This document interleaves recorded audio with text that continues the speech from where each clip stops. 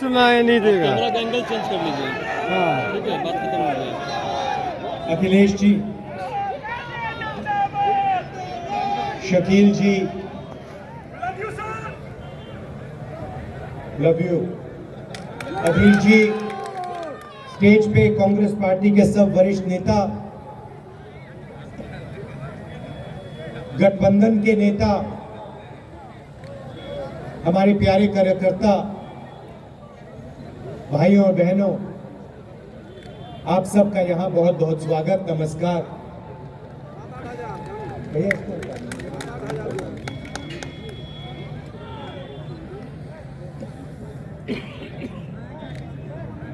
पिछले साल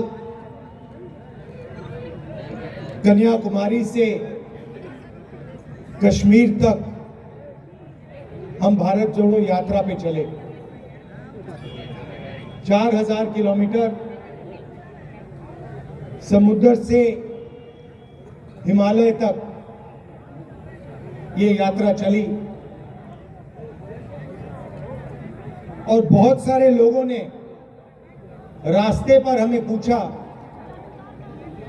इस यात्रा का लक्ष्य क्या है और इस यात्रा को आप पैदल क्यों कर रहे हो। तो हमने समझाया कि देश में आरएसएस की विचारधारा, बीजेपी की विचारधारा ने हिंसा और नफरत फैला रखी है। भाई भाई से लड़ रहा है, एक धर्म का व्यक्ति दूसरे धर्म के व्यक्ति से लड़ रहा है, भाषाओं के बीच में लड़ाई हो रही है, एक जात दूसरी जात से लड़ रही है। और हम चाहते थे जो ये मोहब्बत का देश है, इसमें फिर से, जैसे मैंने कहा, नफरत के बाजार में मोहब्बत की दुकान खुलनी चाहिए।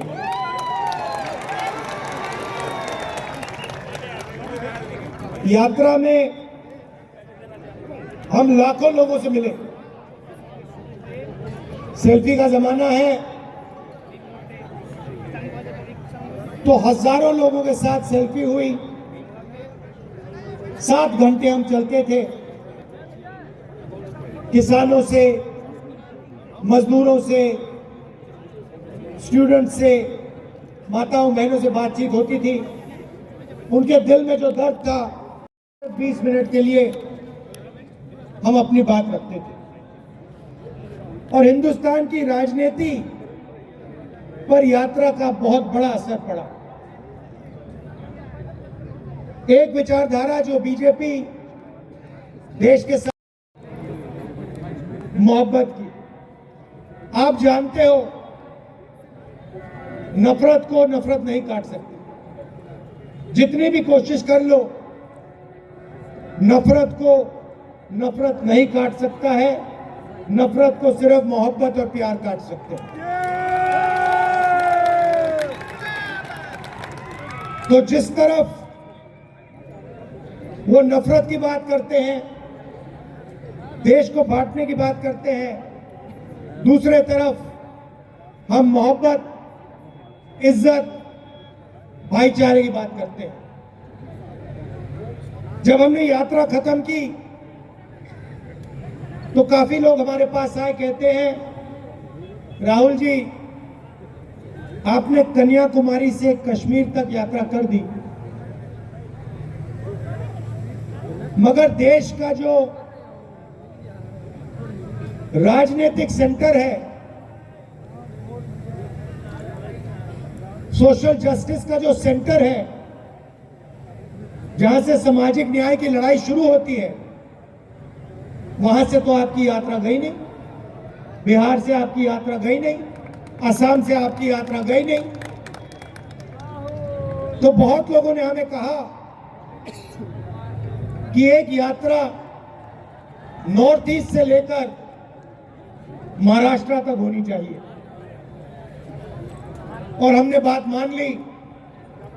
इसीलिए आज हम आपके सामने खड़े हैं। बिहार में से अभी ये यात्रा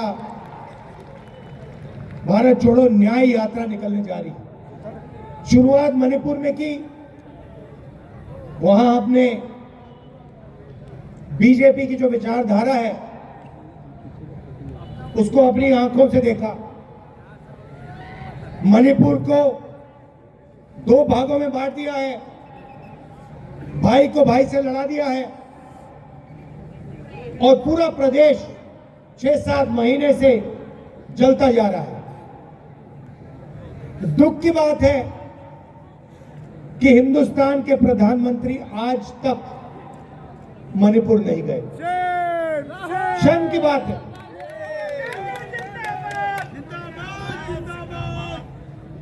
आज तक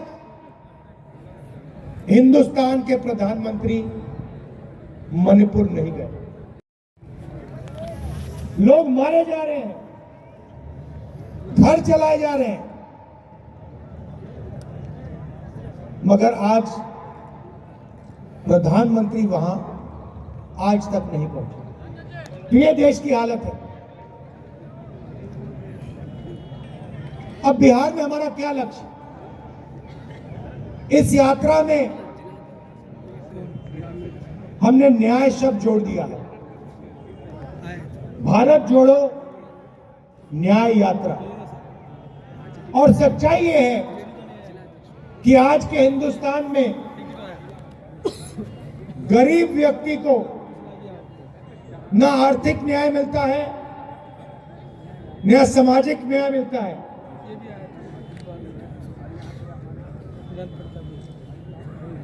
तो इसलिए हमने न्याय की बात जोड़ी है। मोदी जी की सरकार में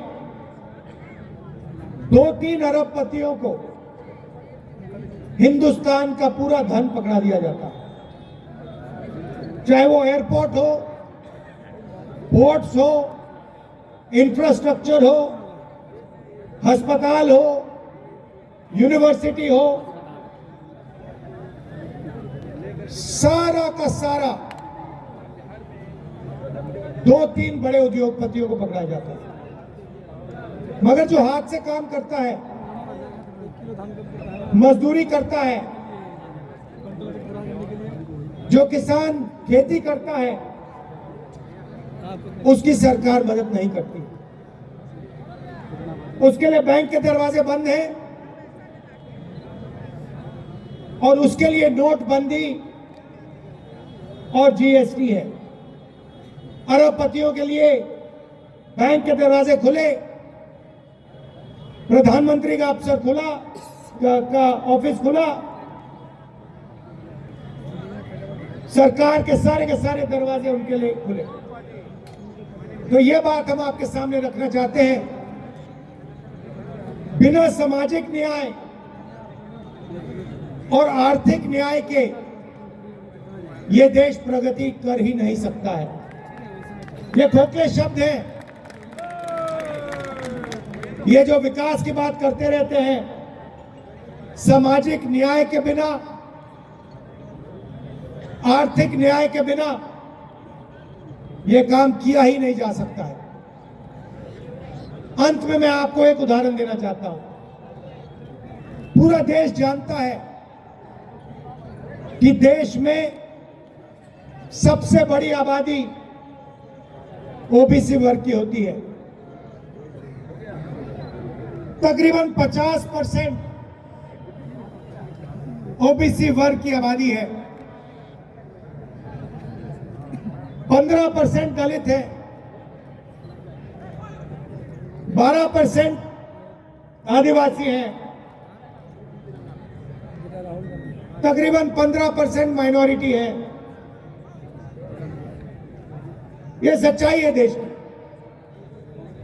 यहां जो ओबीसी वर्ग के लोग बैठे हैं, मैं आपको बताना चाहता हूं कि हिंदुस्तान की सरकार को 90 आईएएस अफसर चलाते हैं। देश का पूरा बजट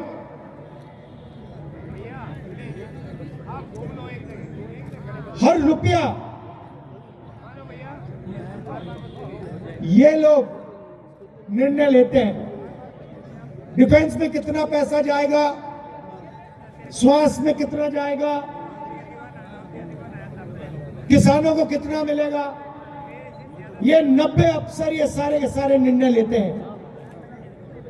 इनके बिना बजट का 1 रुपया नहीं बांटा जा सकता। और मैं बिहार के ओबीसी से कहना चाहता हूं, पिछड़े वर्ग के लोगों से कहना चाहता हूं, इन 90 अफसरों में से ओबीसी वर्ग के सिर्फ 3 हैं। और अगर बजट में 100 रुपए बांटा जाता है तो ओबीसी वर्ग के अफसर सिर्फ 5 रुपए बांटते हैं। ये सच्चाई है। और ये ओबीसी वर्ग के साथ हो रही है, दलित वर्ग के साथ हो रही है, आदिवासी वर्ग के साथ हो रही है। इसलिए हमने सामाजिक न्याय का सबसे क्रांतिकारी काम करने का निर्णय ले लिया है। भाइयों और बहनों,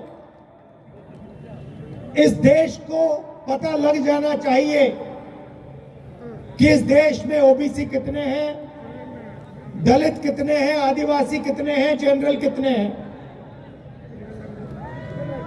उस काम को करने के लिए जाति जनगणना की जरूरत है। जाति जनगणना एक क्रांतिकारी कदम है। जिस दिन जाति जनगणना हो जाएगा उस दिन देश के आदिवासियों को, दलितों को, पिछड़ों को, सबको पता लग जाएगा कि उनकी आबादी कितनी है। और फिर उससे पता लग जाएगा कि उनका हक कितना बनता है। जब तक सामाजिक न्याय के सवाल को हेड ऑन नहीं लिया जाएगा तब तक ये देश आगे नहीं बढ़ सकता है। तो यात्रा में 2-3 तरीके के न्याय की हम बात कर रहे हैं। सामाजिक न्याय और आर्थिक न्याय, इनके बिना देश प्रगति नहीं कर सकता है। और यह बात हम बिहार की जनता को बताने आए हैं। और आपके दिल में इसके बारे में जो विचार है, जो सोच है, उसको भी हम यहां समझने आए हैं। आपने इतने प्यार से मेरा स्वागत किया, हजारों लोग आए, आपने अपनी पूरी शक्ति, अपना प्यार इस यात्रा में डाला, हमारी मदद की। इसके लिए मैं पूरे बिहार को दिल से धन्यवाद करता हूं। आप एक बात मत भूलिए, जब भी देश में सामाजिक न्याय की बात हुई है, बिहार ने लीड ली है, आपने लीड ली है। और ये आपकी जिम्मेदारी है, क्योंकि देश आपकी ओर देखता है। जब सामाजिक न्याय की बात होती है, पूरा देश बिहार की ओर देखता है। तो ये आपकी जिम्मेदारी है और ये आपको पूरी करनी पड़ेगी। मैं बिहार के हर नागरिक से कह रहा हूं, देश में प्रगति होनी है तो आर्थिक और सामाजिक न्याय की जरूरत है। और सामाजिक न्याय को आपसे बेहतर कोई नहीं समझता है देश में।